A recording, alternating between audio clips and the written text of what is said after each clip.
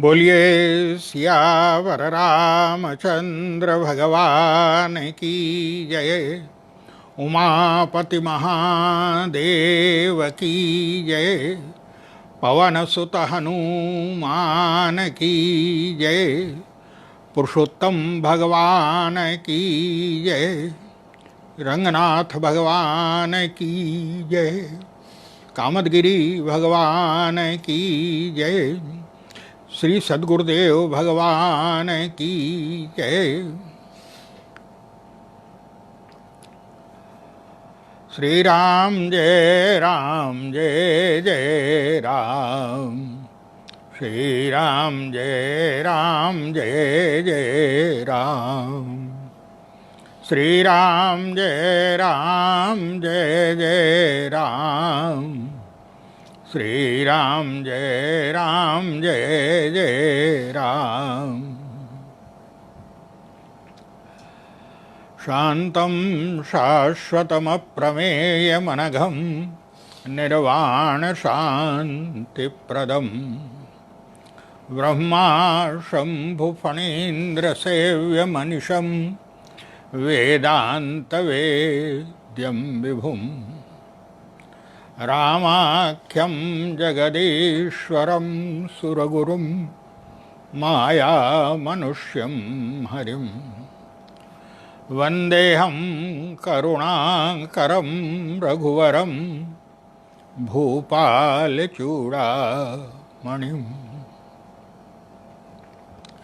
वन्दे विदेहतनया पदपुण्डरीकम् कैशोरसौरभसमाहितयोगचित्तम् हन्तुं त्रितापमनिशं मुनिहंससेव्यं सन्मानशालिपरिपीतपरागपुञ्जम्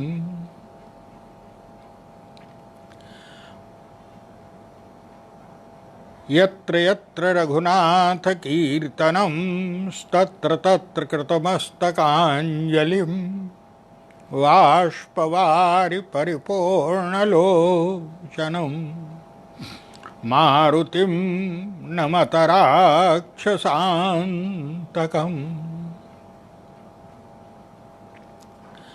यत्पादामृतभेषजेन सततं भक्ताधिनाशो भवेत् यत्पादाहितशीतचन्द्रततिभिस्तापत्रयं नश्यति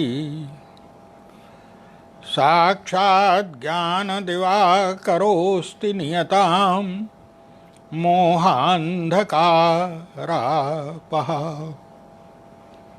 सोऽयं श्रीमद्रामकिङ्करगुरुः ज्ञानः प्रकाशं क्रियात्।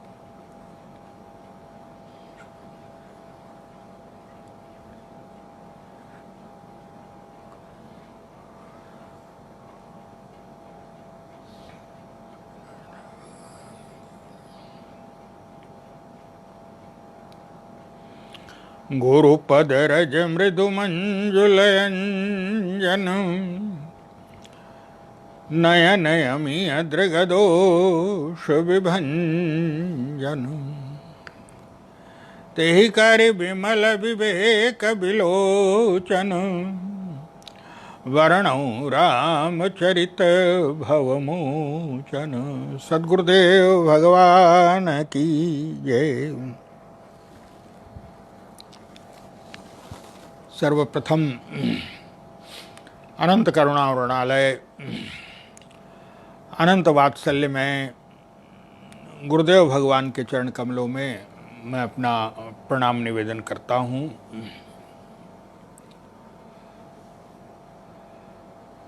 परम कृपा में भगवान पुरुषोत्तम के इस पवित्र मास में हमें और आपको यह सौभाग्य प्राप्त हुआ है कि हम भगवान के गुणों का श्रवण मनन वाचन उनको हृदयंगम कर सकें। भगवान के गुण सचमुच अद्भुत हैं। भगवान की कथा तुलसीदास जी महाराज कहते हैं कि जो भव सागर को पार जाना चाहता है उसके लिए भगवान के गुण क्या हैं। बोले भव सागर चाह पार जो पावा और राम कथा ताकह दृढ़ नावा। जो भव सागर के संसार समुद्र से पार होना चाहता है उसके लिए ये भगवान की कथा, भगवान के गुण वस्तुतः नौका के समान हैं। इस पर बैठ करके व्यक्ति सरलता से भव सागर को, संसार समुद्र को पार कर लेता है। तो हम लोगों को भगवान पुरुषोत्तम की कृपा से यह सुअवसर प्राप्त हुआ। आइए अब आज और कल केवल 2 दिन का समय बचा हुआ है, इसमें जो चर्चा संभव हो ठाकुर जी जितना जो है वो अपने गुणों का दर्शन कराना चाहें, गुरुदेव भगवान की कृपा से जो भी होगा। कल आपके समक्ष ये चर्चा चली थी कि भगवान श्री राम, पहले लक्ष्मण जी महाराज ने क्रोध किया और लक्ष्मण जी ने ये कहा कि अगर आपकी आज्ञा हो तो मैं अभी धनुष को तोड़ सकता हूं।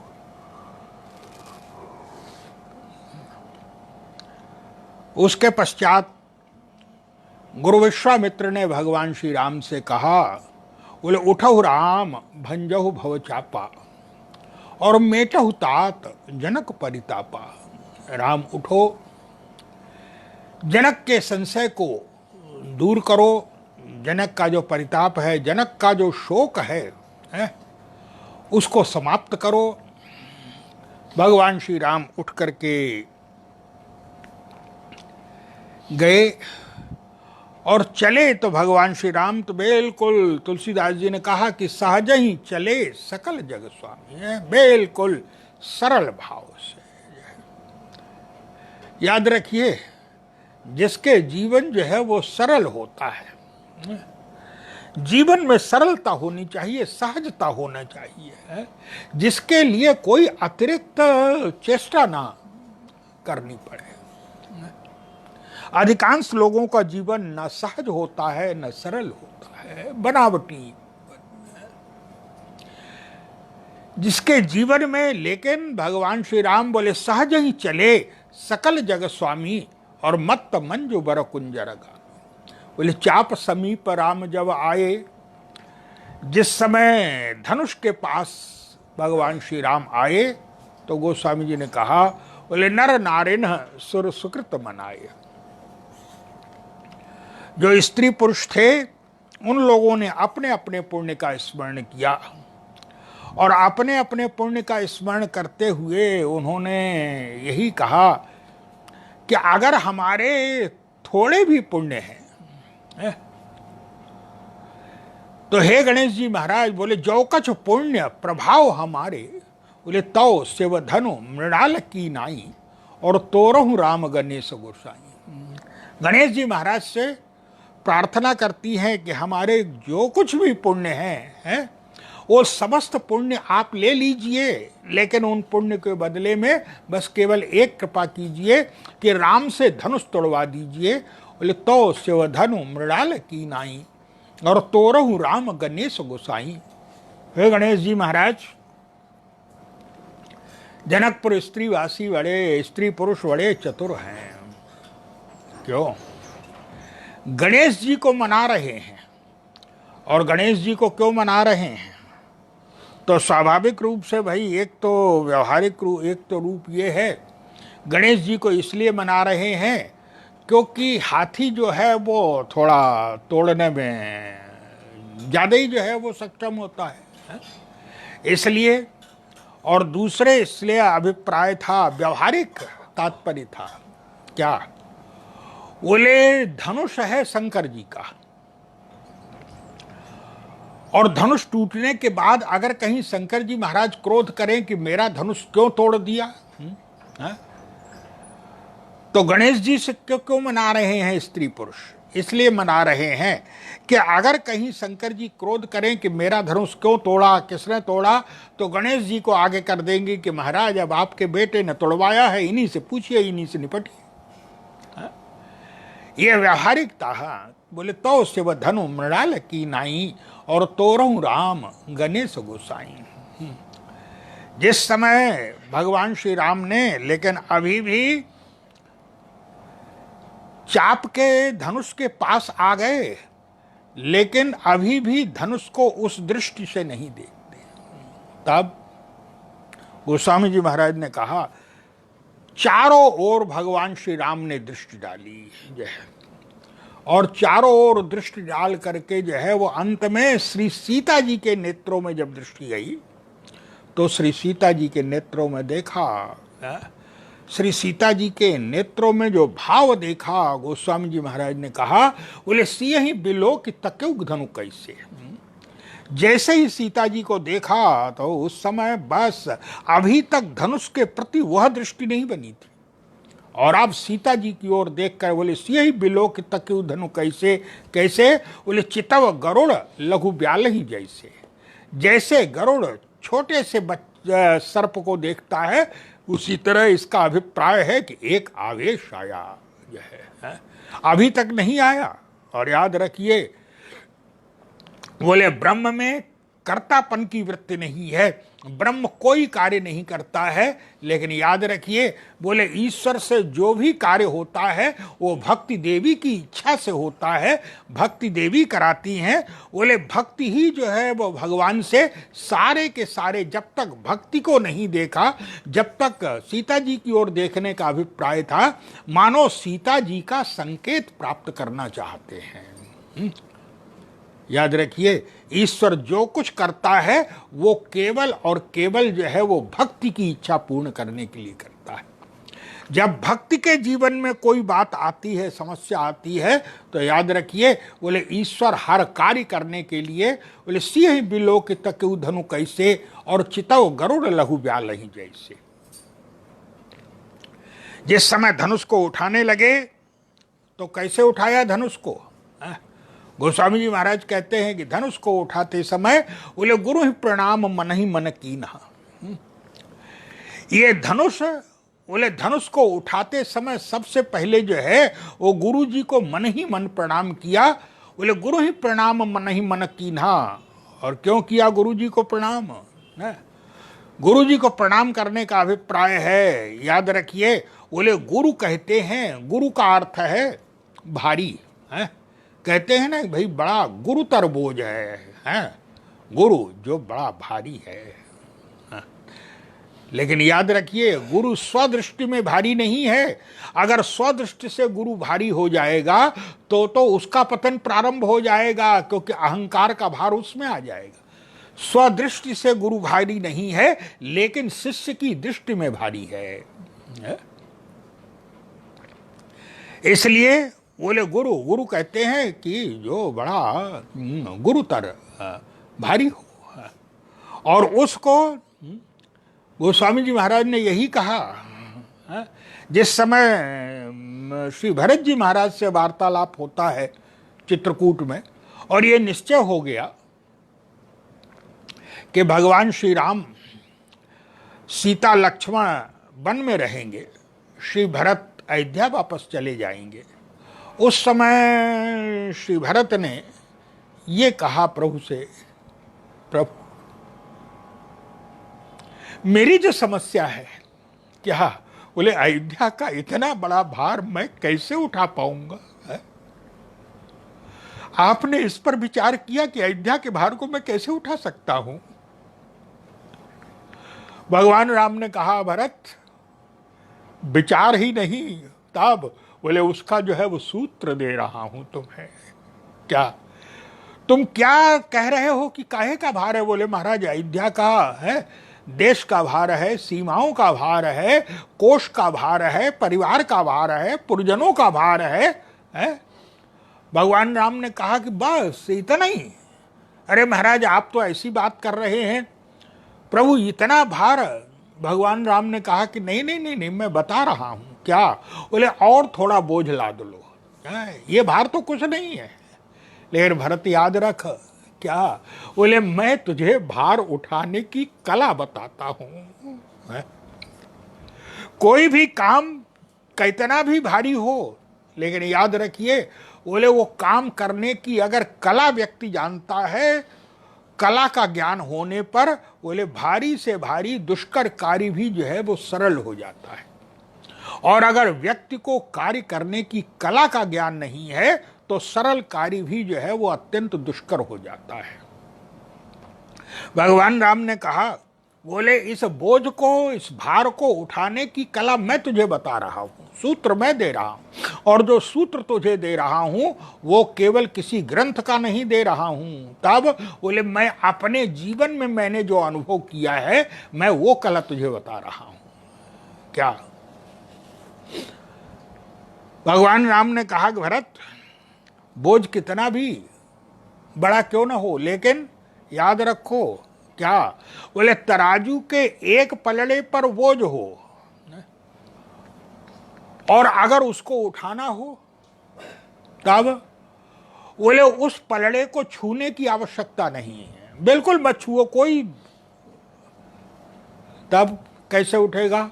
भगवान राम ने तुरंत कहा, बोले एक पलड़े पर बोझ हो और उसके सामने वाले पलड़े पर उससे भारी वस्तु रख दो तो ये बोझ अपने आप से हल्का होकर के ऊपर चला जाएगा। उस पलड़े को छूने की क्या जरूरत है? तो महाराज इससे भारी कौन है? भगवान राम ने कहा, भरत मैं तुझे वो सूत्र दे रहा हूं जो अपने जीवन में मैंने परखा है। क्या? भरत जी से भगवान राम ने कहा, भरत अरे ये जो देश कोश सीमा परिजन परिवार पुरजन जो है ये तुम जो कह रहे ये तो बहुत कम है? मैं तो समझ रहा था कि और कोई बहुत ज्यादा बोझ होगा, है? बल्कि तुम चाहो तो और थोड़ा बोझ लाद लो, थोड़ा नहीं जितना चाहो उतना लाद लो। लेकिन बोले देश, भरत याद रख, क्या? बोले देश कोश परिजन परिवार, ये सारे के सारे बोझ, और जो चाहो और बोझ लाद लो। याद रखो ये सारे के सारे बोझ हल्के हो जाएंगे। कैसे? बोले सामने वाले पलड़े पर उससे भारी वस्तु रख दो तो महाराज उससे भारी वस्तु क्या है? तुरंत भगवान श्री राम ने ठीक वही शब्द कहा। क्या? बोले एक पलड़े पर बोझ हो और दूसरे पलड़े पर बोले देश कोश परिजन परिवारू, अरे गुरुपद रजही लाग छर भारू, सामने वाले पलड़े पर गुरुदेव के चरण रज को रख दो, गुरुदेव के चरणों की धूल को रख दो तो याद रखिए जब गुरु के चरणों की रज जब पहुंचेगी तो ये भार तो अपने आप से हल्को हो जाएगा। बोले गुरुपद रजही लाग छर भारू। और ये मैं तुझे क्यों कह रहा हूं? बोले इसलिए कह रहा हूं कि मैंने इसको अपने जीवन में परखा है, अनुभव किया है। क्या? बोले शंकर जी के जिस धनुष को देख करके लोग घबराते थे, कोई नहीं उठा सकता था, और मैंने बड़ी सरल क्यों उठा दिया मैंने, बस यही कला मैंने अपनाई। क्या? और यहां पर भगवान श्री राम ठीक वही कार्य करते हैं। क्या? बोले धनुष को उठाया, तब बोले एक पलड़े पर कल जो बात चली थी, पहले तो हर्ष और विषाद दोनों पलड़े बराबर कर लिए। कोई वस्तु तौलनी होती है तो पहले पलड़े भी तो बराबर होने, बोले दोनों पलड़े बराबर कर लिए पहले तो। इसी प्रकार से बोले हर्ष विषाद कुछ नहीं है जीवन में, है? बोले हर्ष विषाद न कछोर आवा। और उसके पश्चात बोले एक पलड़े पर धनुष है और सामने वाले पलड़े पर किसको रखा? तो गोस्वामी जी महाराज कहते हैं, बोले गुरु ही प्रणाम मन ही मन कीन्हा, तो अति लाघव उठाए धनु लीन्हा। जैसे ही गुरुदेव को प्रणाम किया, बस ये धनु गुरु जैसी गुरुतर, गुरु जैसी भारी वस्तु जो है जैसे ही सामने वाले पलड़े पर गई, अपने आप से ये धनुष हल्का होकर के ऊपर चला गया। गुरु ही प्रणाम मन ही मन कीन्हा, अति लाघव उठाए धनु लीन्हा। यहां पर कुछ लोग कहते हैं भाव बढ़िया हो, देखिए भाव तो यही भांति निज निज मति विलास मुनीस हरि बखा नहीं। सब लोग अपनी अपनी बुद्धि के अनुसार ही जो है वो भगवान के, वस्तुतः भगवान के चरित्र को पूर्णतः कौन गायन कर सकता है? उसमें आप जो है वो अपनी अपनी बुद्धि का आप जो चाहें अर्थ कर सकते हैं, कोई गलत बात नहीं है। लेकिन याद रखिए, क्या बोले, व्यक्ति को केवल अर्थ करने में स्वतंत्र है, अनर्थ करने में स्वतंत्र नहीं है। हाँ, आप अर्थ करिए वो ठीक है, लेकिन ऐसा अर्थ मत करिए कि सामने वाले की भावना को विदीर्ण कर दे, उस करके उसके जीवन में अनर्थ ला दे जो है। सामने वाले की भावना ही जो है वो नष्ट हो जाए। भाव जो है वो होना चाहिए, भाव कोई भी हो, लेकिन भाव के साथ साथ बोले ऐसा भाव ना हो जो अनर्थ करने वाला हो। यहां पर बोले भगवान श्री राम एक बार तो, अब गुरु जी को प्रणाम करने की क्या आवश्यकता थी? गुरु ही प्रणाम मन ही मन कीन्हा। क्यों? बोले अभी तो गुरु जी को प्रणाम करके ही आए हैं। सुनि गुरु बचन चरण सिर नावा, और हर्ष गुरु जी को प्रणाम करके ही तो आए हैं। और जब चले भी हैं तब भी गोस्वामी जी महाराज कहते हैं, बोले गुरु पद बंद मुनि पद बंद सहित अनुरागा, और राम मुनि न सन आए सुमांगा।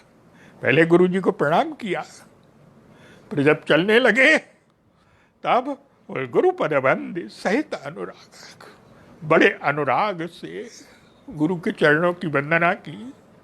केवल व्यवहार ही नहीं है, व्यवहार में तो प्रणाम किया जाता है, लेकिन याद रखिए प्रणाम करने में भी जब अनुराग हो।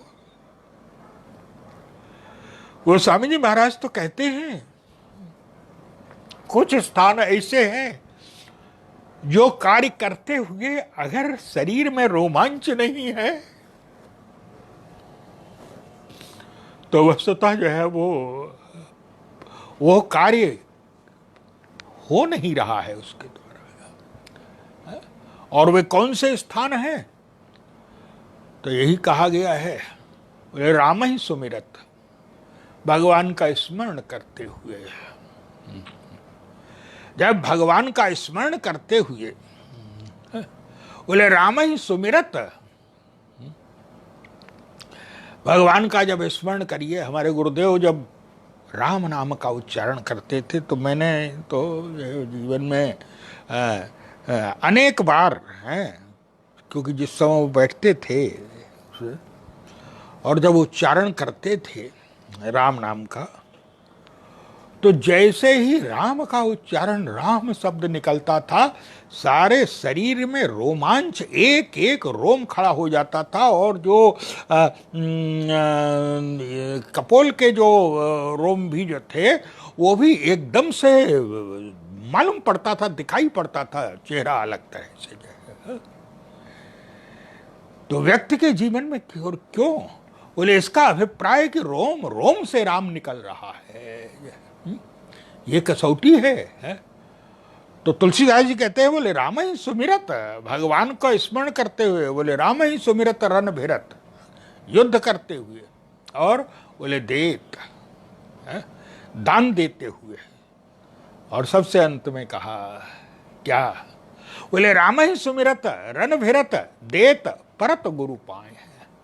गुरुदेव के चरण कमलों में प्रणाम करते हुए परत गुरु पाए, गुरु के चरणों में पड़ते हुए, गिरते हुए, प्रणाम करते हुए तुलसीदास जी कहते हैं, राम ही सुमिरत रन भिरत देत परत गुरु पाए। अरे तुलसी जिन्हीं न सुभग पुलक तन है, जिनको जो है वो शरीर में रोमांच नहीं है, बोले तुलसी जिन्हीं न पुलक तन और तेनर खैहर खाए हैं। बड़ी निंदात्मक शब्द गोस्वामी जी महाराज कहते हैं।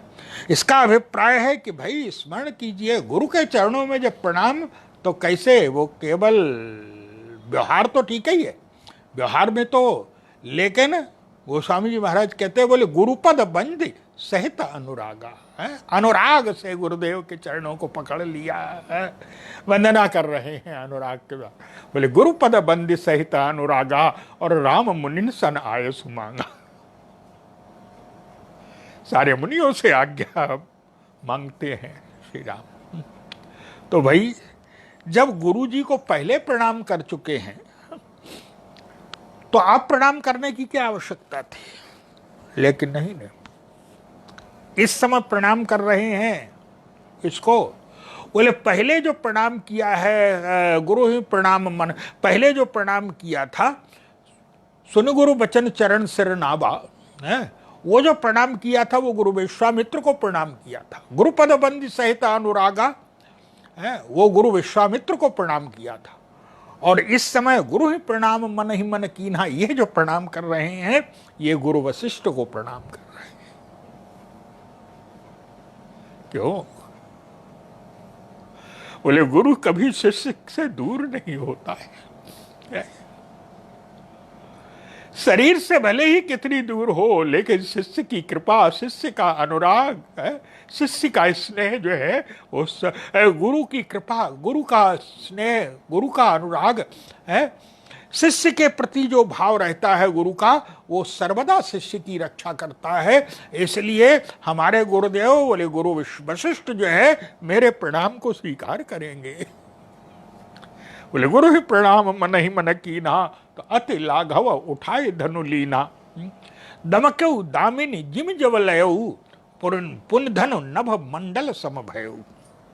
और गोस्वामी जी महाराज ने कहा कि जिस धनुष को कोई तिलभर नहीं डगा सका था, वो आज क्या स्थिति हुई? बोले लेत चढ़ावत खैंचत गाढ़े, और काहुन लखा देख सब ठाड़े है। यही भगवान श्री राम के कार्य करने की कला है। क्या? बोले भगवान श्री राम ने कब धनुष को उठाया, कब धनुष का स्पर्श किया, कब धनुष को उठाया, कब धनुष को खींचा है, कब धनुष को तोड़ा, ये किसी को नहीं दिखाई पड़ा। दिखाई क्या पड़ा? बोले राम पास में खड़े हैं और धनुष टूटा पड़ा है। बोले लेत चढ़ावत खींचत गाढ़े, और काहुन लखा देख सब ठाढ़े। राम पास में खड़े हैं और धनुष टूटा पड़ा है। क्यों? ये मानो भगवान श्री राम के का जो है कला है, भगवान श्री राम का समाज को उपदेश है? समाज को शिक्षा है। और शिक्षा क्या? बोले इससे पहले जितने भी राजा जाते थे धनुष तोड़ने के लिए, तो उनका स्वभाव था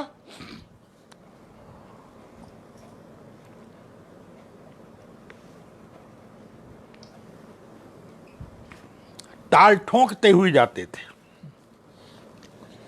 और वहां पहुंच करके भी तमकी ताकी तकी शिव धनुधर, ये चारों तरफ से देख करके अलग अलग स्थिति में है ताल ठोंकते हुए। क्यों? अरे भाई आपको जो काम सौंपा गया, आपके जो कार्य कहा गया है, जिस कार्य के लिए आप जा रहे हैं, आप उस पर ध्यान केंद्रित कीजिए। लेकिन ये ताल ठोंकना, ये प्रदर्शन क्यों? बोले ये प्रदर्शन वस्तुतः इसलिए था, व्यक्ति अपने को जो है वो दिखाना चाहता था। क्या? बोले मैं कार्य करने जा रहा हूं और मैंने धनुष तोड़ दिया, लोगों को पता, बोले लोगों को पहले पता तो चल जाए, काम हो ना हो, लोगों की यही मानसिकता रहती है। क्या? बोले कार्य हो चाहे ना हो, लेकिन कर्ता पहले दिखाई देना चाहिए। और भगवान श्री राम का जो है वो उद्देश्य दूसरा है। भगवान श्री राम, बोले भगवान श्री राम जो चले भी तो सहज ही चले, जगह सकल जग स्वामी, बिल्कुल सहज भाव से। धनुष के पास आए तो भी कोई जो है विशेष प्रदर्शन, कोई प्रदर्शन नहीं। और धनुष को जिस समय तोड़ दिया तब भी स्थिति ऐसी है। क्या?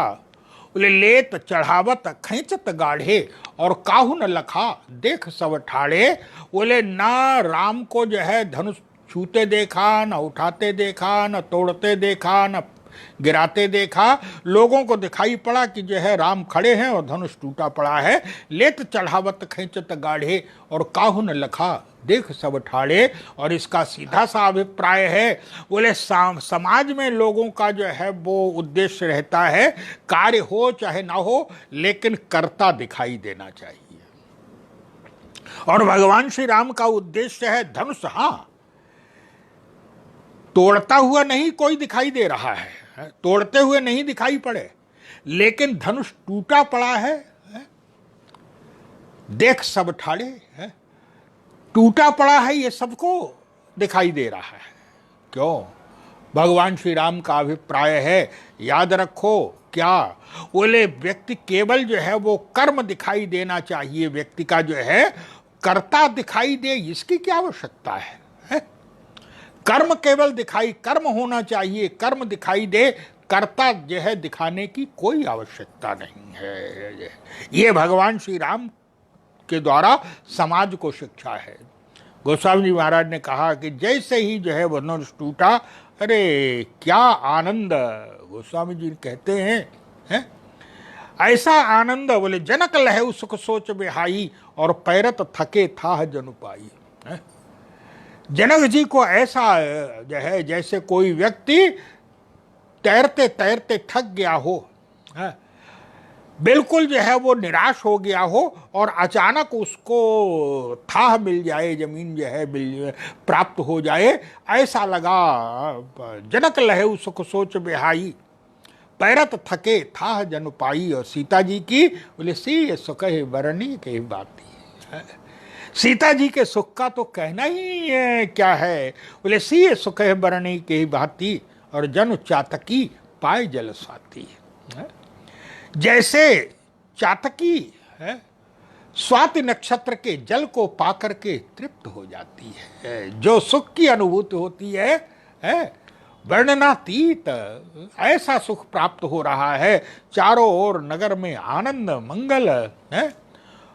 गुरु विश्वामित्र का तो क्या पूछना है, मुनियों का तो क्या पूछना है। लक्ष्मण जी महाराज राम ही लखन बिलोकत कैसे और ससी ही चकोर किशोरक जैसे। क्या आनंद प्राप्त हो रहा है। उसी समय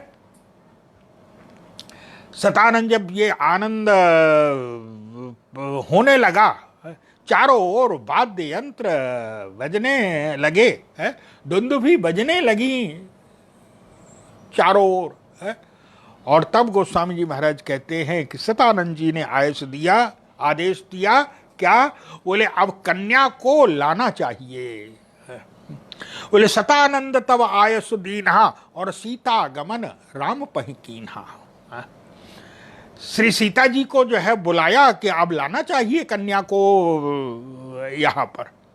श्री सीता जी को सखियां लेकर के आई, और जब श्री सीता जी को सखियां लेकर के आई, बोले कर हाथ में जयमाल है, सीता जी के हाथ में जयमाल है। जयमाल लेकर के श्री सीता जी आ रही हैं, भगवान श्री राम खड़े हुए हैं। याद रखिए क्या, बोले धनुष तोड़ने से पहले जो स्थिति थी, धनुष तोड़ने के बाद भी वही स्थिति है। इसका सीधा सा अभिप्राय है कि अगर आपके मन में हर्ष हो रहा है, विषाद हो रहा है, और अगर मन की स्थिति बदल रही है, बदल गई है आपकी, तो इसका सीधा सा अभिप्राय है कि आप बाहर के सुख से, बाहर के आनंद से प्रभावित हो रहे हैं और आप आनंद बाहर लेने की चेष्टा कर रहे हैं। लेकिन श्री राम बोले जो स्थिति पहले थी वही बिल्कुल शांत भाव से खड़े हुए हैं भगवान श्री राम। सीता जी आई, और जिस समय श्री सीता जी आई, हाथ में जयमाल है श्री सीता जी के। श्री राम के पास श्री सीता जी पहुंच गईं, और उस समय सखियां श्री सीता जी से कहती हैं कि अब जयमाल पहनाओ। बोले चतुर सखी लखी कहा बुझाई और पहरा बहु जयमाल सुहाई। तुम जयमाल पहनाओ। लेकिन गोस्वामी जी महाराज ने क्या माधुर्य का वर्णन किया है। क्या बोले, श्री सीता जी ने दोनों करकमल से जो है जयमाल ऊपर उठाई, लेकिन ऊपर उठाई तो किंतु पहना नहीं पा रही है। बोले, सुनत जुगल कर माल उठाई और प्रेम विवश पहिराई न जाई। दोनों हाथों से माला ऊपर उठाई तो, लेकिन पहना नहीं पा रही है। पहना क्यों नहीं पा रही है? सीधा सा अभिप्राय है, श्री किशोरी जी के मन में जो है जो भाव आया, क्या बोले, अब यहां पर जो है वो दो मालाएं हो गई, दो जयमाल हो गई। और दो जयमाल कैसी? बोले, एक तो श्री सीता जी लाई हैं है? प्रभु के श्री अंग में पहनाने के लिए, और दूसरी बोले जैसे ही श्री सीता जी ने माला उठाई ऐसे पहनाने के लिए, तो एक तो माला वो है जो श्री सीता जी लाई, पुष्पों की माला है, और दूसरी माला वो हो गई जो श्री किशोरी जी के जो करकमल हैं उनकी माला बन हो गई है, क्योंकि हाथ भी तो ऐसे ही हो गए ना माला की तरह। और जब मालाकार जो है वो करकमल भी हो गए तो अब पहना नहीं पा रही हैं। क्यों? बोले, सुनत जुगल कर माल उठाई, लेकिन प्रेम विवश पहिराए न जाई। पहना क्यों नहीं पा रही हैं? बोले, यहां पर जब दो माला बन गई, श्री किशोरी जी के मन में ये भाव आया। क्या? श्री किशोरी जी के मन में ये भाव आया कि क्या ये पुष्प की माला मेरे करकमल की माला से अधिक सौभाग्यशाली है? क्यों? बोले, मेरे करकमल की माला जो है वो प्रभु के जो है वो कंठ का स्पर्श बाद में करेगी, लेकिन ये जो पुष्प की माला है क्या मेरे करकमल से पहले प्रभु के जो है वो कंठ का स्पर्श कर लेगी? पहना नहीं पा रही हैं। मन में एक भाव श्री सीता जी के आया। भगवान श्री राम पहचान गए, भगवान श्री राम। और याद रखिए, हमारे गुरुजी कहा करते थे, क्या बोले, भगवान श्री राम मस्तक झुका करके खड़े हुए हैं, श्री सीता जी के हाथ में जयमाल है, पहना नहीं पा रही हैं, परंतु भगवान श्री राम का मस्तक नीचे है, झुका हुआ है। लोग बहुत से भाव कहते हैं इस प्रसंग में, बहुत से भाव कहते हैं, कुछ बेभाव भी कहते हैं। जो भी जिसकी जैसी पैठ होती है, यही भांति निज निज मत विलास, अपनी अपनी बुद्धि के अनुसार। लेकिन याद रखिए, बोले बुद्धि के अनुसार भी आपका जो है अर्थ हो, लेकिन तुलसीदास जी और भक्तों की, रसिकों की भावना के विरुद्ध न जाए, बस इसका ध्यान रखना चाहिए। यहां पर भगवान श्री राम और श्री किशोरी जी के जो है वो हृदय में वार्तालाप प्रारंभ हो गया। क्या? भगवान श्री राम खड़े हुए हैं, श्री सीता जी माला पहनाना, बोले प्रेम विवश पहिराए न जाई, पहना पा नहीं रही हैं, लेकिन भगवान श्री राम का जो है वो सिर झुका हुआ है, मस्तक झुका हुआ है। गोस्वामी जी महाराज का भाव है, गोस्वामी जी महाराज ये कहना चाहते हैं, क्या बोले, धनुष भगवान श्री राम जो है वो अखंड ज्ञान घन है, बोले ज्ञान अखंड एक सीतावर। श्री राम ज्ञान है और श्री सीता जी भक्ति देवी हैं। भगत ज्ञान वैराग्य जनु सोहत धरे शरीर। श्री राम ज्ञान है, सीता जी भक्ति हैं। तो याद रखिए, तुलसीदास जी महाराज का अभिप्राय है, क्या बोले, विजय तो ज्ञान को प्राप्त हुई है, इसमें कोई संदेह नहीं है। विजयी तो ज्ञान है। जिसने बोले अपने ज्ञान के प्रकाश में ये भवधनुष का विखंडन कर दिया है।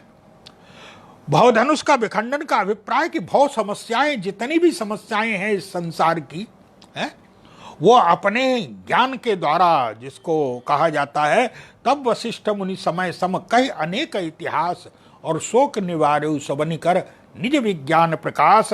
बोले ज्ञान और विज्ञान के प्रकाश में इस भव धनुष का विखंडन कर दिया है। ये ज्ञान की विशेषता है। तुलसीदास जी का अभिप्राय हमारे गुरुदेव कहा करते थे, याद रखिए, बोले विजयी तो ज्ञान है। विजय श्री तो ज्ञान को प्राप्त हुई है, ज्ञान के द्वारा इस भवधनुष का खंडन हुआ है। लेकिन याद रखिए क्या, बोले विजय श्री तो जो है, विजय तो ज्ञान को प्राप्त हुई है, लेकिन बोले विजय का प्रमाण पत्र ये जो जयमाल है, जिसको कहते हैं ना, सुनत जुगल कर माल उठाई है, पहरा बहु जयमाल सुहाई। ये जयमाल का अभिप्राय क्या है? बोले विजय कहीं भी हो जाए, लेकिन जयमाल का अभिप्राय है कि जो जय का प्रमाण, जो माला जय का प्रमाण पत्र है। याद रखिए, आप कितनी भी परीक्षाएं पास कर लीजिए, कितनी भी लेकिन बोले जब तक आपको प्रमाण पत्र नहीं मिलेगा, तब तक बोले वस्तुतः समाज उसको स्वीकार नहीं करेगा। इसीलिए गोस्वामी जी महाराज कहते, हमारे गुरु जी कहा करते थे, बोले विजय श्री तो ज्ञान को प्राप्त हुई है, लेकिन याद रखिए क्या, बोले जयमाला रूपी प्रमाण पत्र जो है वो तो भक्ति देवी के हाथ में है। जब तक कि भक्ति देवी, याद रखिए, बोले ज्ञान को विजय का प्रमाण पत्र भक्ति के द्वारा प्राप्त होता है। जब तक भक्ति देवी उसको जो है विजय का प्रमाण पत्र नहीं देंगी, तब तक वो विजय पूर्ण नहीं मानी जाएगी। श्री सीता जी जयमाल पहराने की चेष्टा कर रही, लेकिन बोले प्रेम विवश पहराए न जाइए। श्री सीता जी के मन में आ रहा, भगवान श्री राम और श्री किशोरी जी है, वार्तालाप मन में चल रहा है। क्या श्री किशोरी जी को लग रहा है कि क्या ये पुष्प की माला मेरे करकमल की माला से जो है वो अधिक सौभाग्यशाली है कि पहले प्रियतम के श्रीअंग का स्पर्श करेगी ये जो, इसलिए सीता जी पहना नहीं पा रही हैं। भगवान श्री राम बोले हृदय से ही वार्तालाप हो रहा है। और कहा भगवान श्री राम ने, क्या सीते आप पहना दो, क्यों इतनी जल्दी क्या है, क्या ये ज्यादा सौभाग्यशाली है मेरे करकमल की माला से? भगवान राम ने मन ही मन कहा कि नहीं नहीं सीते, ऐसी बात नहीं है, इससे भी जो है सीधा सा अर्थ लग रहा है, सीधा सा अर्थ मिल रहा है। क्या? बोले ये पुष्प की माला भी आपके द्वारा मेरे कंठ का स्पर्श करेगी, आपके द्वारा, आपके माध्यम से मेरे श्रीअंग का स्पर्श करेगी। इसका सीधा सा अभिप्राय है कि जो भी ये संसार को समझ लेना चाहिए कि जो भी जो है वो मेरे कंठ तक पहुंचना चाहता है, जो भी मेरे निकट आना चाहता है, वो आपके जो है वो करकमल के आश्रय से ही पहुंच सकता है। जब तक आपके करकमल का आश्रय नहीं लेगा, तब तक कोई भी जो है वो मेरा स्पर्श मेरे निकट नहीं आ सकता है। ये तो आपकी ही महानता है। और श्री सीता जी से भगवान राम ने कहा, अब पहना दीजिए। इतनी जल्दी क्या है? सीता जी ने कहा। भगवान राम ने कहा कि नहीं, जल्दी नहीं है, लेकिन बोले जल्दी तो नहीं, लेकिन विलंब भी जो है वो शोभा को कम कर रहा है। किसकी शोभा को कम कर रहा है? भगवान श्री राम ने यही कहा। क्या? बोले ये जयमाल आपके करकमल में पहुंच चुकी है और जो है अभी भी मेरे कंठ तक नहीं आ पा रही है। इसका सीधा सा अभिप्राय है, लोग क्या कहेंगे है? बोले भक्ति देवी के हाथ में पहुंचने के बाद भी, भक्ति देवी के कर कमल में पहुंचने के बाद भी अगर प्रभु के से मिलन में विलंब हो रहा है, तो ये तो भक्ति के स्वभाव को ही जो है, भक्ति के स्वभाव के विपरीत है। क्यों? बोले भक्ति का तो स्वभाव है कि उसका जो आश्रय लेता है, उसके जो भी जिसने भक्ति का आश्रय लिया, वो तुरंत जो है वो भगवान उसको स्वीकार कर लेते हैं। भक्ति में कोई, भगवान राम ने कहा, अगर अभी भी नहीं पहुंच रही है तो ये आपके स्वभाव के अनुकूल नहीं है, भक्ति के अनुकूल नहीं है। इसलिए बोले ये भी लोग तभी समझेंगे कि सीता के जब तक भक्ति देवी के कर कमल में नहीं, अगर भगवान के पास तक पहुंचना है तो पहले भक्ति देवी का आश्रय लीजिए। इसलिए गोस्वामी जी महाराज ने, और जब और विलंब हुआ तब गोस्वामी जी महाराज ने कहा कि अंत में सीता जी ने जो है जयमाल पहना दी, और जब श्री सीता जी ने जयमाल पहना दी उसके पश्चात ऊपर से जो है देवन दीन ही दुंद भी प्रभु पर बरसहि फूल है। देवता लोग दुंद भी बजा रहे हैं, आकाश में जो है भगवान राम और श्री सीता जी के ऊपर जो है वो पुष्पों की वर्षा हो रही है, पुष्पों की वर्षा हो रही है, मालाओं की वर्षा हो रही है। बरसहि सुमन रंग बहुमाला है। क्या पूछना है, देवन दीन ही दुंदुभी प्रभु पर बरसहि फूल, हर से पुर नर नारी सब और मिटी मोह मैसूल है। आनंद ही आनंद है। जनक जी महाराज ने विश्वामित्र जी महाराज को प्रणाम किया, बोले जनक गहे कौशिक पद जाई है। जनक जी महाराज ने विश्वामित्र जी को प्रणाम किया और यही कहा, महाराज क्या पूछना है, क्या मुझे धन्य कर दिया। किसने? तो विश्वामित्र जी, जनक जी ने कहा महाराज, बोले मोहि कृतकृत्य कीन दोहु भाई, दोनों भाइयों ने मुझे कृतकृत्य कर दिया, धन्य है। क्या? बोले राम के साथ जो है लक्ष्मण का आना अत्यंत आवश्यक था। और याद रखिए, भगवान के साथ, ब्रह्म के साथ संत का लक्ष्मण जी कौन है? बोले लक्ष्मण जी संत हैं, लक्ष्मण जी महाराज गुरु हैं। लक्ष्मण जी को जीवों का जीवाचारी कहा गया है, जीवों को गुरु हैं लक्ष्मण जी महाराज। और याद रखिए, बोले भगवान के पास, भगवान की प्राप्ति होने के बाद भी अगर कहीं संत और गुरु जो है वो नहीं है तो याद रखिए भगवान की कृपा, भगवान का रस व्यक्ति प्राप्त नहीं कर सकता है। क्यों? बोले संत और गुरु के माध्यम से ही भगवत कृपा प्राप्त होती है, संत और गुरु के माध्यम से ही भगवान कृपा करते हैं, भगवान जो है वो आनंद और रस की वर्षा करते हैं। लेकिन जो भी करेंगे वो संत और गुरु के माध्यम से भगवान करेंगे। जनक जी ने यही कहा, बोले मोहि कृतकृत्य की न दोहु भाई, और अब जो उचित सो कहिए गुसाई है। महाराज अब जो उचित हो वो आप बता दीजिए कि अब क्या करना है। जनक जी ने कहा कि देखो भाई, जहां तक विवाह की बात थी है तो विवाह तो हो गया। क्यों? बोले टूटत ही धनु भयउ विवाह। आपने कहा था कि जो धनुष तोड़ देगा उसके साथ जो है तो देखिए ये धनुष ही तो बाधा था, धनुष टूट गया।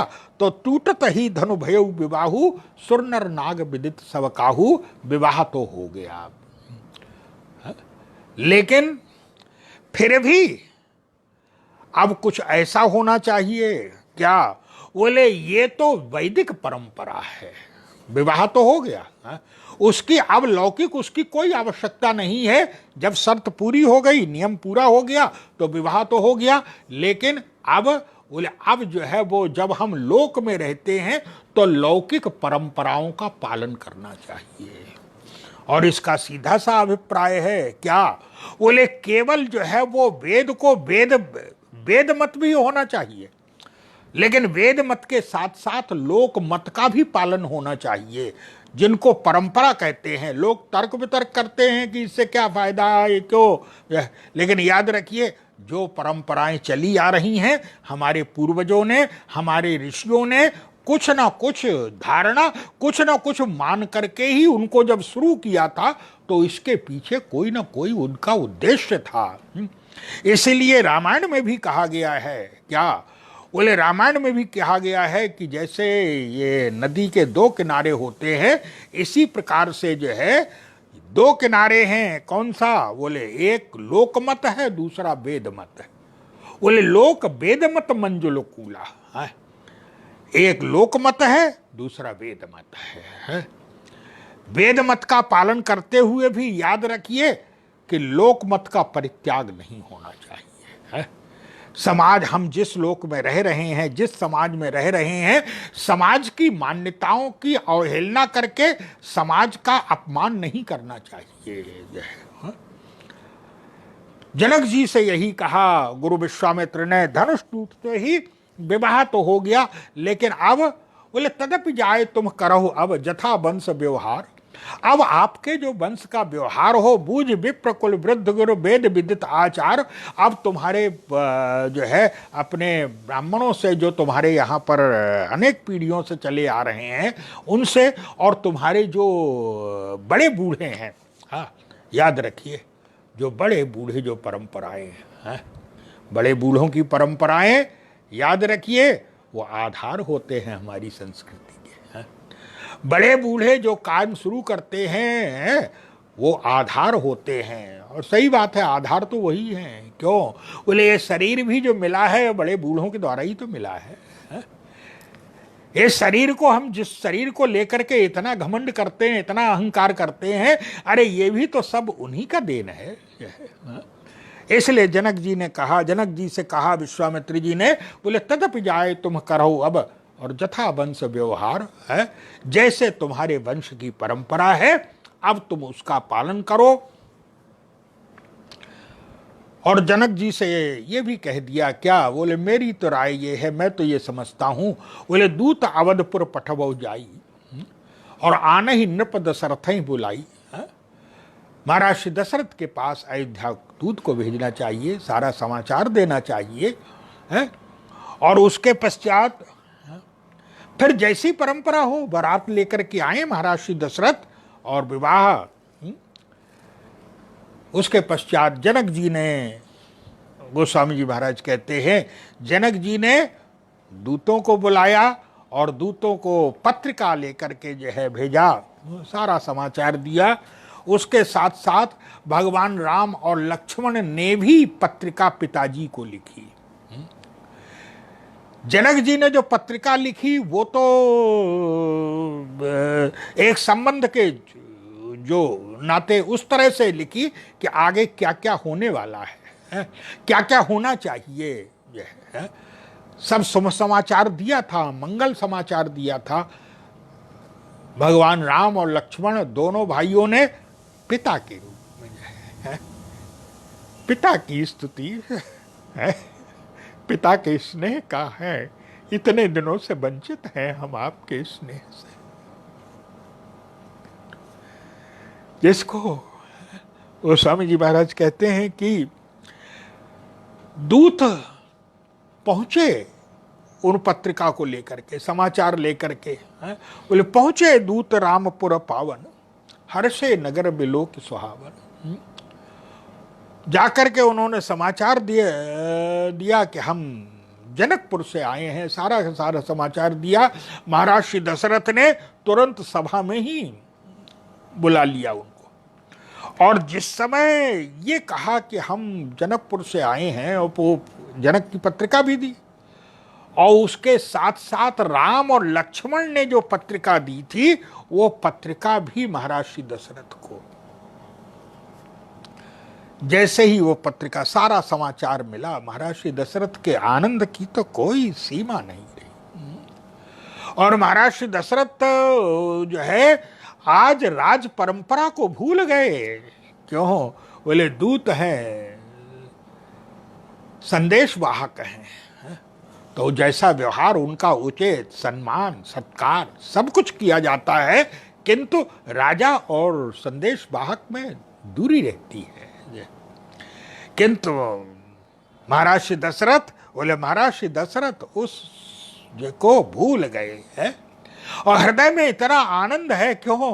बोले आज राम लक्ष्मण की, राम लखन और कर बर चिट्ठी, राम लक्ष्मण ने अपने हाथ से पिता के लिए पत्र लिखा है। महाराज श्री दशरथ जो है वो उस आनंद में है, और बोले तब नृपदूत निकट बैठा रे, बिल्कुल पास में बैठा लिया अपने, और पास में बैठा करके पूछते हैं क्या? बोले भैया कहू कुशल दो बारे, ये बताइए कि हमारे दोनों बच्चे कुशल से तो है ना? बोले भैया कहू कुशल दो बारे। हमारे भाई दोनों बेटे दोनों बच्चे हैं, कुशल से तो है ना। बारे शब्द है, छोटे बच्चों के लिए कहा जाता है। और ठीक है, बच्चा कितना भी बड़ा क्यों ना हो जाए, लेकिन पिता के लिए तो, माता पिता के लिए तो। लेकिन कई बार इतने योग्य होते हैं बच्चे कि उनकी योग्यता पर शर्म आती है, लज्जा आती है उनकी योग्यता पर। मैंने कई एक आध घरों में सुना है, सुना ही नहीं है, जिस व्यक्ति के मुंह से ऐसे शब्द निकले उसके दर्शन भी किए हैं मैंने। पिता माता पिता ने कोई बात कही, सुझाव दिया माता पिता ने, तो उस व्यक्ति ने यही कहा, उस व्यक्ति ने यही कहा कि अब मैं 35 साल से ऊपर का हो गया हूं, अब मुझे जो है वो बताने की जरूरत नहीं है, सलाह की जरूरत नहीं है। अरे तुम 35 साल से, यही तो बुद्धिमत्ता है आपकी क्या? बोले तुम 35 साल से ऊपर हो गए हो, लेकिन जिस बाप के लिए, जिस पिता से तुम ये शब्द कह रहे हो, जिस माता से ये शब्द कह रहे हो, याद रखो अगर तुम 35 के ऊपर हो तो वो भी 70 के ऊपर है जो है अनुभव में है। जिन माता पिता ने तुम्हें हाथ पकड़ करके चलना सिखाया है, जिन्होंने हाथ पकड़ करके चलना सिखाया, और आज है, लेकिन याद रखिए कितने भी बड़ा हो जाए, लेकिन माता पिता के लिए तो बच्चा, महाराज श्री दशरथ बोले भैया कहू कुशल दो बारे। ये बताओ कि हमारे दोनों बच्चे कुशल से तो है ना। दूतों को आश्चर्य हो रहा है, क्या क्या हृदय है पिता का, इस पिता में क्या वात्सल्य है। और पूछ रहे हैं भैया कहो कुशल दो बारे, तुम नीके निज नैन निहारे। क्या आपने हमारे बच्चों को अपनी आंखों से देखा है क्या? ऐसा तो नहीं कि अब भाई राजा महाराजा के यहाँ है? आपको संदेश दे दिया होगा, भिजवा दिया होगा, आपको जो है पत्रिका लिख करके भिजवा दी होगी राजा ने, है? तो आप, लेकिन आपने जो है वो हमारे बच्चों को अपनी आंख से देखा है कि नहीं देखा है? क्या आश्चर्य है। सचमुच याद रखिए, जहां वात्सल्य होता है वहां प्रभाव नहीं दिखाई पड़ता है? वात्सल्य प्रभाव को छिपा देता है। पढ़ चुके हैं, दोनों दूत कह रहे हैं महाराज, जिस धनुष को जो है वो रावण बाणासुर आए थे, लेकिन रावण बाणासुर भी जो है वो चेष्टा नहीं की, क्यों? समझ गए कि हम रावण बाण महाभट भारे और देख सरासर गवई से धारे। उस धनुष को बोले तहा राम रघुवंश मणि सुनिय महाबहिपाल और भंजे उचाप प्रयास बिनु जिमिगज पंकज नाल। है वहां पर भरी सभा में आपके राम ने शंकर के उस धनुष को सब कह सकत संबुधन वाणी, जिस शंकर जी के जिस धनुष ने सारे राजाओं की शक्ति को मथ दिया था बुरी तरह से, वहां पर बोले उसी धनुष को तहा राम रघुवंश मणि सुनिय महामहिपाल और भंजे उचाप, बिना प्रयास के ही जैसे हाथी जो है वो पंकज नाल को, कमल नाल को जैसे नष्ट कर देता है, इसी तरह बिना प्रयास के जो है भंजे उचाप प्रयास बिनु जिमग ज पंकज नाल। ये सब सुन जनक जी भी सूचना दे चुके हैं, जनक जी का पत्र भी है, और राम लक्ष्मण है, राम लक्ष्मण के हाथ की लिखी हुई पत्रिका है। लेकिन याद रखिए, जहां वात्सल्य होता है वहां सारी की सारी विशेषताएं जो है कोई विशेषता नहीं दिखाई पड़ती है। उसे तो वही भैया कहो कुशल दो भारे, तुम नीके निज नैन निहारे। क्या तुमने अच्छी तरह से देखा है उनको? अब दोनों दूत क्या कहें? दोनों दूतों को लग रहा है क्या महाराज उल्टी बात हो गई? क्या? बोले आप कह रहे हैं कि क्या तुम लोगों ने अपनी आंख से देखा है? लेकिन हाँ महाराज, हम तो यही कह सकते हैं। क्या? बोले जिस दिन से आपके दोनों बच्चों को देखा उस दिन से दिखाई देना ही बंद हो गया हमें। क्यों? क्या हो गया आंख में? बोले महाराज आंख में हो गया ये। क्या? बोले देव देख तब बालक दो और अब न आंख तरह आवत को। आपके बच्चों को देखने के बाद अब संसार में कुछ देखने की इच्छा नहीं बची है? अब कोई भी जो है वो सामने नहीं दिखाई देता। देव दो कि तब बालक दो अब न आंख तरह आवत को। जनक जी ने कहा, महाराज दशरथ ने कहा, ये बताओ क्या? बोले कहु विदेह कौन विधि जाने। ये बताओ कि विदेह ने हमारे बच्चों को कैसे पहचाना? क्यों? बोले जो देह से ऊपर उठा हुआ है, जिसको अपने देह की सुध बुध नहीं रहती, जनक जी विदेह हैं, है? जो अपने देह से ऊपर उठा, जिसको अपने देह की सुध बुध नहीं है, वो हमारे बच्चों को कैसे पहचान? अब दूत अपनी हंसी नहीं रोक पाए। तब गोस्वामी जी ने कहा, बोले जब ये शब्द कहा कहु विदेह कौन विधि जाने, तो सुन प्रिय बचन दूत मुस्कुराने लगे। क्यों? दूतों ने कहा कि महाराज आप उल्टी बात कर रहे हैं। क्या? आप कह रहे हैं कि विदेह ने कैसे जाना, लेकिन महाराज हम तो यही कहेंगे। क्या? बोले आपके बालक ऐसे हैं कि जिनको विदेह ही जान सकता है, जो बेचारे देह में घिरे हुए हैं वो क्या जानेंगे आपके बच्चों को? है जो देह से ऊपर उठा हुआ है वही वस्तुतः आपके दोनों बालकों को पहचान सकता है। ये देह में घिरे हुए लोग जो है वो उनको क्या जानेंगे? बोले कहु विदेह कौन विधि जाने, तो सुन प्रिय बचन दूत मुस्काने। हैं महाराज श्री दशरथ ने तुरंत दूतों के लिए व्यवस्था की, दूतों को निछावर देने लगे, लेकिन दोनों दूतों ने निछावर लेने से मना कर दिया। क्यों? महाराज हम कन्या पक्ष के हैं, कन्या पक्ष को दूत न देन निछावर लागे, तो कहे अनीति ते मूंद ही काना। महाराज ये तो बड़ा ऐसे तो संभव नहीं है। बोले कहे अनीति ते मूंद ही काना, तो धर्म विचार सवै सुख माना। महाराज श्री दशरथ उठे और उठ करके वो पत्रिका जो है वो गुरु वशिष्ठ के चरणों में रख दी जा करके। क्यों?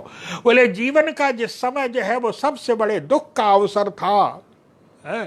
कि मेरे पुत्र नहीं है, उस समय भी बोले गुरु के चरणों की याद आई है, गुरु का आश्रय। और आज बोले जीवन के जो है वो जब सर्वोत्कृष्ट समय है, आनंद की पराकाष्ठा है, तब भी बोले गुरु की याद आई है।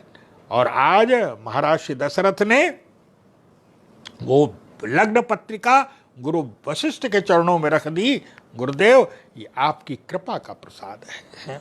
सब बताया कि महाराज इस तरह से ऐसे हुआ है? गुरु वशिष्ठ ने तुरंत कहा कि राजन कोई आश्चर्य नहीं है। क्यों? बोले याद रखिए। क्या? बोले जैसा वृक्ष को देख, बोले फल को देख करके वृक्ष की पहचान हो जाती है, फले न परिचीयते, फल को देख करके वृक्ष की पहचान हो। क्या? बोले राजन, बोले राम लक्ष्मण भरत शत्रुघ्न तो फल हैं, वृक्ष कौन है? तो गुरु वशिष्ठ ने यही कहा, बोले तुम गुरु विप्र धेनु सुर सेवी, आप ब्राह्मणों की जो सेवा करते हैं, तुम गुरु, आप गुरु ब्राह्मण गाय हैं, संत देवता पितर, इनकी जो सेवा करते हैं, आप सबको संतुष्ट रखते हैं। बोले याद रखिए। क्या? बोले तुम गुरु विप्र, ये वृक्ष है, वृक्ष तो आप लोग हैं। कौन? बोले राम तो फल है और वृक्ष, बोले तुम गुरु विप्र धेनु सुर सेवी, और तस पुनीत कौशल्या देवी हैं। जैसे आप वैसे ही देवी कौशल्या है। क्या पूछना है? पवित्रता की पराकाष्ठा है, महानता की पराकाष्ठा कौशल्या देवी। तो ऐसे बोले जहां दशरथ और कौशल्या माता पिता हो, वहां बच्चों का तो ऐसा होना कोई आश्चर्यजनक नहीं है। अब आप विवाह की तैयारी करिए। महाराज श्री दशरथ राजमहल में गए। रानियों को समाचार, रानियों को तो क्या पूछना, जैसे ही समाचार मिला बस तुरंत आनंद मंगल वाद्य यंत्र बजने लगे और बारात भरत जी को बुला करके महाराज श्री दशरथ ने कहा कि राम के विवाह पर जो है वो राम के बारात चलनी है और व्यवस्था तुम्हें करनी है। भरत जी महाराज ने सारी की सारी व्यवस्था की, क्या अद्भुत व्यवस्था की। गोस्वामी जी महाराज कहते हैं बारात, शुभ लग्न में बारात चली और शुभ लग्न में बारात चल करके जनकपुर पहुंच गई। गोस्वामी जी ने कहा, बोले प्रथम बारात लगन ते आई और ताते पुर प्रमोद अधिकाई। जिस समय बारात चल आने को हुई, जनक जी महाराज ने अयोध्या से लेकर के मार्ग में जितने भी जो है नदियां इत्यादि पड़ते थे उन नदियों पर पुल बनवा दिए हैं। आवत जाने भानुकुल केतु तो सरितन जनक बंधाए सेतु है। व्यवस्था क्या, मार्ग में पूरी व्यवस्था जनक जी महाराज। बारात पहुंच गई और जब बारात पहुंच गई गोस्वामी जी महाराज ने कहा महाराज श्री दशरथ भी पहुंच गए और उस समय राम लक्ष्मण के मन में ये इच्छा है कि पिताजी के दर्शन करें हम लोग जा करके। लेकिन बोले सकुचन कही न सकत गुरु पाही, पितु दर्शन लालच मन माही। मन में लालच है पिताजी के दर्शन करें हम लोग चल करके। लेकिन गुरुदेव के सामने गुरु विश्वामित्र समझ गए। गुरु विश्वामित्र ने कहा राम लक्ष्मण चलो, महाराज से तुम्हारे पिताश्री पधारे हैं, महाराज श्री दशरथ पधारे हैं और आओ हम लोग जो है वो भेंट करते हैं चल करके, हम लोग मिलते हैं चल करके। और तब गोस्वामी जी महाराज ने कहा इधर महाराज से, इधर गुरु विश्वामित्र के साथ जो है वो दोनों भाई जा रहे हैं और उधर महाराज श्री दशरथ को जिस समय ये समाचार मिला, महाराज श्री दशरथ चले दर्शन करने के लिए, मिलने के लिए चले। लेकिन गोस्वामी जी महाराज कहते हैं भूप बिलोके जब ही मुनि आवत सुतन समेत है। राजा ने जिस समय देखा कि हमारे बच्चों के साथ, हमारे पुत्रों के साथ ब्रह्मर्षि विश्वामित्र पधार रहे हैं, तब चले। लेकिन कैसे चले, बोले उठे हरस सुख सिंधु महो और चले ठाहसी लेता।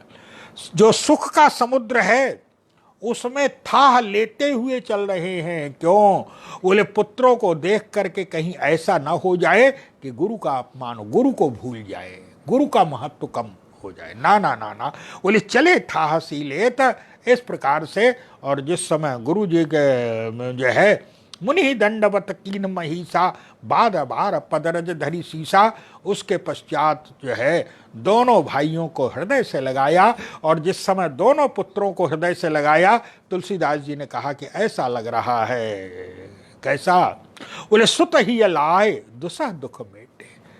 दोनों पुत्रों को हृदय से लगा करके दुख मेटे। और ऐसा लग रहा है महाराज श्री दशरथ को, कैसा, बोले सुत ही लाए दुसह दुख मेटे और मृतक शरीर प्राण जनु भेटे। जैसे किसी मृत शरीर में प्राण चला गया हो और मृत शरीर में अचानक जो है वो प्राण आ जाए, उसी प्रकार से क्या, बोले राम लक्ष्मण तो प्राण है, सुत ही लाए। और याद रखिए आज महाराज श्री दशरथ ने जो है वो राम लक्ष्मण के रूप में जो है हृदय से लगे हुए हैं दोनों पुत्र। आगे की क्या चर्चा है, कैसे जो है अब कल विवाह का जो स्वरूप जो है वो आप लोगों के समक्ष। और मैं एक बार आप लोगों को पुनः याद दिला दूं, कल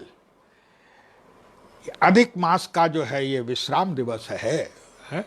तो कल जिस समय आप लोग कथा श्रवण करें हैं, उस समय आरती बना करके रखें आप लोग अपने अपने जो है।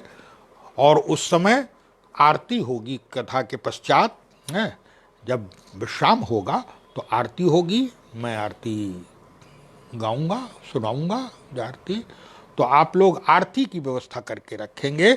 तो कल के लिए पुनः आप लोगों से आमंत्रित करते हुए बोलिए सियावर रामचंद्र भगवान की जय, उमापति महादेव की जय, पवन सुत हनुमान की जय, पुरुषोत्तम भगवान की जय, रंगनाथ भगवान की जय, श्री कामदगिरी भगवान की जय, रंगनाथ भगवान की जय, सद्गुरुदेव भगवान की जय।